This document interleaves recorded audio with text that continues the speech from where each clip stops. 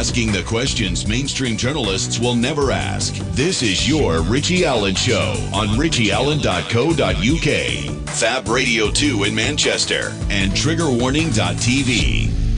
So let's jump straight into the news roundup then, straight in there without any further ado. Now, the EU withdrawal bill will return to the House of Commons for a series of votes on June 12th. It was announced late this afternoon, according to the BBC. Now, the legislation, the EU withdrawal bill, as you know, has suffered 15 defeats in the House of Lords. The upper house sent the bill back to Parliament, defeating it on 15 areas.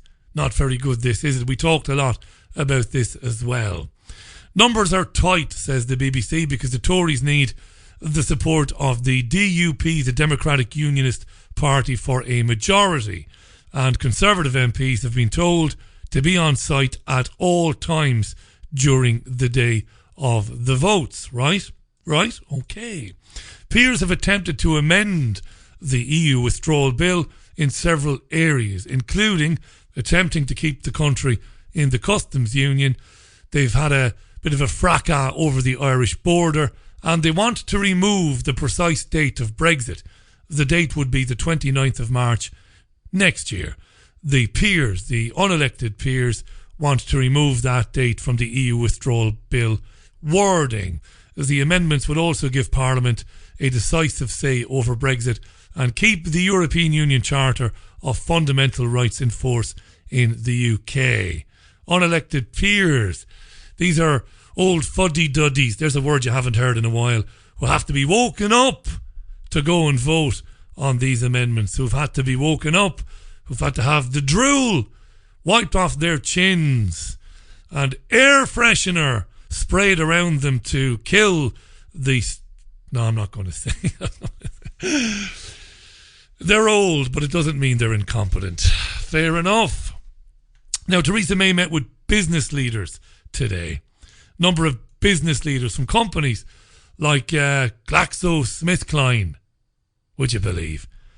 And they rocked up at Downing Street today, and they are no doubt telling Theresa May in no uncertain terms that the UK should stay in the customs union, not leave it, and that we should continue to accept free movement of people here as well.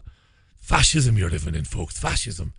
Now, here's an interesting thing came up today. Sky News political editor Faisal Islam, he was reporting outside Number 10, so he was talking about these captains of industry who were meeting with May. And as he was talking about the captains of industry meeting May, Faisal Islam saw a letter from a government minister which seems to claim that the UK will accept alignment on VAT with the EU. A letter from a government minister that seems to say the UK will stay in a VAT area with the European Union. Now, this will piss off Brexiteers no end, because it's a massive concession, because setting your own competitive VAT rates, lowering it here and there, abolishing it here and there, whatever, was always seen as one of the great advantages of leaving the European Union.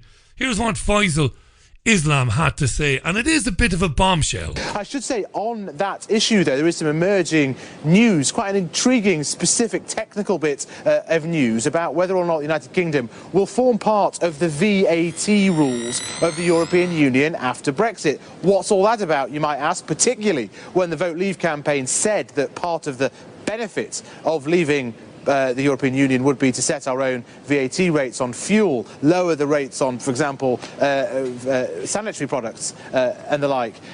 Well, it does appear that certainly the Treasury is pondering whether or not to be part of this EU VAT area for now, and a letter has emerged, I've got hold of it, from a Treasury minister in which it says, and there's a quote here I think that we've got, the government aims to keep VAT processes after EU exit as close as possible to what they are now, which is interesting. No sense of cutting VAT on fuel, cutting VAT, the freedoms that you might get from the European Union. I think there are some Brexiters who will think this was the very point of Brexit, it looks like the Treasury are at least considering being part of this VAT area. That is the type of detail that businesses want to know, and perhaps we'll be asking the Prime Minister inside Number 10 today. Yes, and we'll get thoughts of Steve Keen, Professor Steve Keen, shortly. Interesting, said Faisal Islam. It isn't interesting. It should be a bombshell to the more than 17 million people who voted to leave. We're not going anywhere, ever. And this is a sad fact. It's a sad reality people are going to have to wake up to. More on the European Union with Steve Keen shortly. Now, Sajid Javid is the Home Secretary, recently appointed, of course, and today he outlined his new strategy, or strategies, to tackle extremism and terrorism in the UK. There are some very interesting things in amongst the raft of strategies announced by him. I'm going to read you a paragraph or two from Simon Jenkins writing in The Guardian today. Simon Jenkins writing an excellent article in The Guardian on the proposals or the strategy of Sajid Javid. So here's Simon Jenkins. He writes, the Home Secretary Sajid Javid has made an astonishing proposal among his strategies to be unveiled today. It is that personal information possessed by MI5 on some 20,000 British suspected citizens be declassified and shared with local authorities, police and others. This is in order to counter terrorism. There is no way such material can possibly stay secret. That's Simon Jenkins. So 20,000 suspected citizens will have information on them shared with local authorities, police and, quote, others. Since nobody knows if they are on this list, writes Simon Jenkins, they have no way of countering or correcting false identification or information. No one giving information to the state, including possibly the identity of the giver, will be able to trust its secrecy. Indeed, if the list is not declared or even vetted, the suspicion must be that any MI5 intelligence on individuals will no longer be secret. This is not just a police state, but an insecure state. Parliament should demand instant clarification, he writes. He goes on to say, nothing is more dangerous to freedom than a new Home Secretary. He or she is bombarded with ideas from the backwoods of the security industry, ideas that failed to pass muster with his or her predecessors. The industry knows that the newcomer will be desperate to win headlines as, quote, tough on crime, end quote. It will push eagerly for new powers and new controls. Javid appears to have fallen at the first fence. Very good stuff from Simon Jenkins. Here is the Home Secretary, Sajid Javid, announcing these strategies today. And we're going to start off by piloting in London, the West Midlands and Manchester. And just to sort of give a bit more sort of information on that, what it will mean is that starting in those areas, it will be local agencies, so going beyond counter-terrorism policing, which you would normally have shared this type of data. So neighbourhood policing, local councils, my old department, CLG, because they work with councils, the Charity Commission, probation officers, so agencies like that. And sharing the information in a non-classified form. So that's important. So it will be sort of desensitized in a way, and it will be the sort of key bits of information that are required, like biographical information, so in a sort of declassified form. And that is also to sort of protect obviously the nature of the data, but also, if you don't need to know everything amongst the agency, then no need to share it, but enough just so that they can help. And then the idea is that this will probably be some of the people I referred to earlier, that I said there's approximately at the moment some 3,000 subjects of interest that the security services are sort of looking at each day. And there's also a further 20,000 of what they refer to as the closed subjects of interest, previously investigated but not anymore. Of that 20,000, I think there will always be, let's say, a few hundred that although they're sort of closed subjects, that at a local level, these agencies might be able to sort of help with them and maybe come up with an intervention program of some sort. Did you understand any of that? I don't think anybody in attendance today had the first clue what Sajid Javid was talking about. Joe Pesci puts it best. You know you're a lying, low-life, motherfucking gambling degenerate prick. You know that's what you are? Pretty much.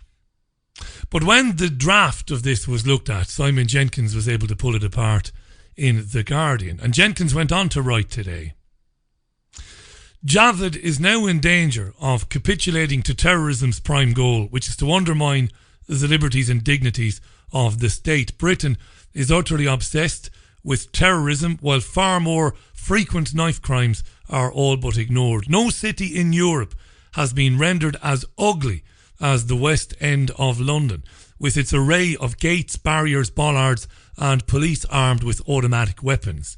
Museums, shops, and sporting events must spend fortunes on security checks. At the entrance to Parliament, police are instructed to feel inside men's underpants. I know this from personal experience. That's an incredibly vivid picture of London. Now, I lived in London on 2 separate occasions over the years. My most recent visit to London was last November, and I was pretty stunned, it must be said, by the transformation in the city from the last time I lived there, which was in 2013, and last year, 2017. He's right. Gates, barriers, bollards, police with automatic weapons. And that is the definition. That's a kind of a Judge Dredd type reality, isn't it? A police state. That's what he's described. And Javid wants to share the details of 20,000 people without letting those people know that their details are being shared with local authorities, councils, police, and others. They've talked today about employers. So your employer could be given a bit of information on you by maybe somebody associated with MI5. Could be a teacher, could be somebody else. It is tyranny writ large. Do you remember Peter Kirkham? Peter is a former chief detective with the Metropolitan Police. He's been on with me several times. He was on Sky News today. This is what Peter Kirkham had to say about this. But there's nothing wrong with asking the communities and businesses and other agencies and education and whatever to be eyes and ears. If we take away the terrorism label and say, if teachers are aware of some kids planning an armed robbery, nobody would say, oh, hang on a minute, it'd be wrong to tell the police that. If the police have got concerns about children being groomed into county lines drug gangs, everybody says, oh, we should share that with the teachers so that they can look out for the signs and they can work with those kids and stop them getting groomed into that. So as soon as we put this terrorism label, everybody seems to run about. But what about the concerns of that there will be people, maybe even young people within that bracket, who are referred by a shopkeeper, a teacher, a headmaster, and they've not done anything wrong at all, and they're then in front of the police to answer some questions? But that happens all the time. If we have any concerns about someone loitering outside the house next door where the occupants are on holiday, what do? We call the police. What do the police do? They turn up, have a word, and if there's no problem, there's no problem. If they're burglars sussing a place out, they get nicked. Now Peter Kirkham makes an interesting point there. But the presenter, who works for Sky News, because he's pretty incompetent, he's about as competent as a Nevada State Boxing Commissioner, should stop him and say, there's a huge difference between somebody loitering outside of a building and then being confronted by a police officer who was called by a neighbour. What's the huge difference? Well, the difference is the loiterer will know that they have been reported by somebody, and the police officer, the man or woman in uniform, will tell him or her what is going on. What Sajid Javid is proposing is that information be shared on 20,000 people listed as potentially dangerous, shared with everybody from the postman to the local head teacher to the butcher shop, to the fishmonger, to everybody, without your knowledge, without you knowing that you're on that list and knowing why you are on that list, right? He should make that point, the presenter. He tries to play the devil's advocate with Peter Kirkham, but he doesn't make the salient point. That's how policing operates, especially in a society like ours, where the police are the public and the public are the police. The eyes and ears of the police service are the public, and that's just what this is. My concern is that he hasn't addressed the ordinary police resources, the community policing resources, the community or the response policing resources to do anything with this information when it comes in. He says he will prioritise community policing in the next budget. He says he will prioritise community policing in the next budget, but we'll see about that. Ultimately, policing has been underfunded for a number of years and across several governments in this country, because I believe ultimately the agenda is to privatise policing, even though that's something that Peter Kirkham disagreed with when he was on the programme, each of the 2 times he was on the programme with me.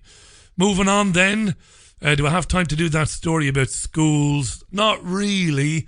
I'm running out of time here. A lot of people talked about this on social media today. A school in Oxfordshire has banned boys from wearing shorts in the very hot weather that we've been exposed to. And we're still being exposed. It's been wonderful, the weather over the last few weeks. But a school in Oxfordshire has said, no, boys can't wear shorts, but they can wear skirts if they want. This is not a joke. Chiltern Edge Secondary School in Oxfordshire introduced this new uniform policy at the start of the academic year in an attempt to make the school's uniform more formal. Chiefs agreed the only legwear permitted on site would be trousers or skirts. So the school is stuck to their guns during the hot weather, refusing to allow boys to wear shorts, even if those shorts are tailored. But because this school had a bad rating, in an attempt to get a good rating, it's introduced gender-neutral policies. And the school, which is about to become an academy, which ultimately means it's going to be privatised, the school has said that boys could wear skirts instead, but not shorts. I don't have to say anything about that, do I? I know many of you listening to this now will have come across that story today. And I've seen it on social media. Absolute incredulity expressed by people. They won't allow the kids to wear shorts, even if they're tailored and, you know, fit with the uniform, with the sweatshirt or whatever, the jumper or whatever. No, but you can wear skirts if you want. These are lunatic times.